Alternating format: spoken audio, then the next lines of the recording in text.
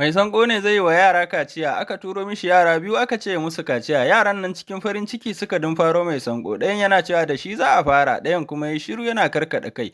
Mai sanko yana kaifa wukan shi yana wasa da wukan shi, Allah sarki ba san mai sanko fa mugu bane, ya ce kai yaro taho da kai za a fara. Ya ɗauko wani ganye ya sa ma yaro kam a baki saboda kar yaron ya samu ya yi ihu, ya datse wannan yaron da kyau, yaro ya yi yaro kawai ba sai ya fara ja da ƙafa ba, takawa mai kyau ma baya iya yi. Ɗayan yaron ba kawai sai ya tsorata ba ya ce wallahi shi fa ba za a mishi ba. Mai sanko yana zo yaro kam kawai ya gudu, ko juyawa ma bai yi ba. Mai sanko ya kama kai ya ce ko dai ni mugu ne shi yasa yaron nan ya gudu. Cikin tausayin wayancan yara da mai sanko ya muzantawa, kawai mai sanko ya ce gaskiya shi ƙasan ma zai bar harkan yin ma mutane kaciya. Kawai mai sanko sai ya bar ƙasa ya canja shiga ya shigan manya, amma dai ƙauyancin shi na nan. Ya je yana ta leƙe-leƙe, aka ce kai dole sai an dubi fasfot nashi saboda a gane daga wace ƙasa ya zo, sai aka ga ai daga wata ƙasa mai suna Tauret ya zo. Kai mutanen cikin airport suka ce su fa ba su san wannan ƙasa ba, kawai sai suka ce to bari dai a ajiye shi a ɗan yi mishi bincike. Ya ce wallahi shi dai daga Tauret ya zo, kuma Tauret ne sunan ƙasan shi. Aka ce to a duk duniyan nan ina ne Tauret ne. Aka ajiye shi a hotel, aka ce bari a je a kawo jami'an tsaro na gaskiya saboda su tirke shi su tambaye shi da ƙarfi.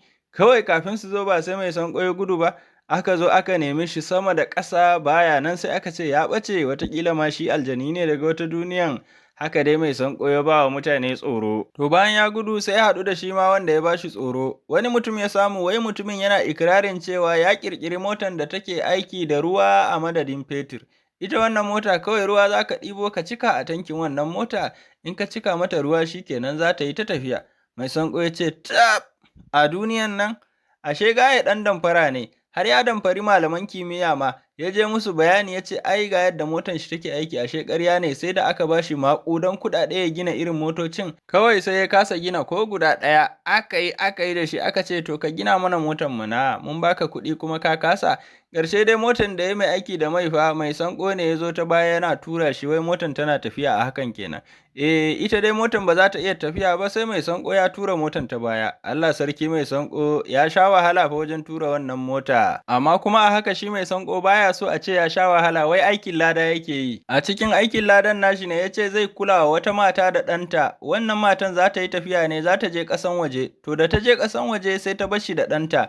Ashe ta je ne wajajen ƙungiyar 'yan asiri, sai ta haɗu da manya-manyan 'yan mafiya masu cinye mutane, suka koya mata yadda ake cin naman mutane. To da ta dawo gida sai ta dafa naman ɗanta fa, ɗan da ta baro mai sanko gadi, ta kawo mai sanko abinci da naman ɗanta.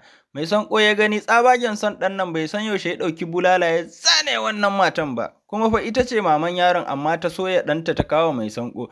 Mai sanko ya mata bulala, ya ɗauki ƙatoton itace ya ce wallahi duk ran da ya sake ganin ta a kusa da shi ko sai an ji su a wajen hukuma. Haka mai sanko ya kora ta, Allah sarki. To anan za mu tsaya da labarin mu na mai sanko, nan ba da jimawa ba zan sake kawo labarin mai sanko na ban nishaɗi. Kai dai ka tabbatar ka yi subscribing, ka kunna ƙararrawa, kana comment, kana liking. To wannan shine, Allah ya sa mu dace, amin summa amin.